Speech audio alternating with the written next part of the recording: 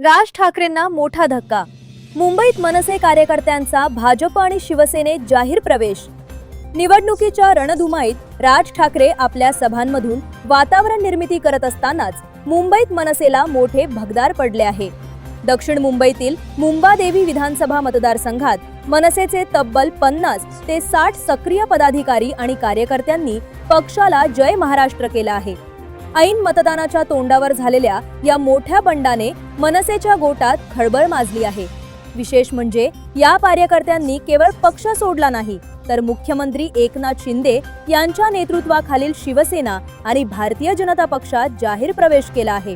हे सर्व कार्यकर्ते आता महायुतीच्या उमेदवार शायना एनसी यांच्या प्रचारासाठी मैदानात उतरले आहेत.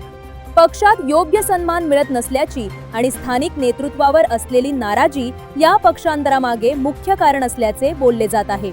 राज ठाकरे यांनी महायुतीला बिनशर्त पाठिंबा जाहीर केला असला तरी ग्राउंड लेवलवर कार्यकर्त्यांचे असे सोडून जाणे मनसेसाठी चिंतेची बाब ठरली आहे.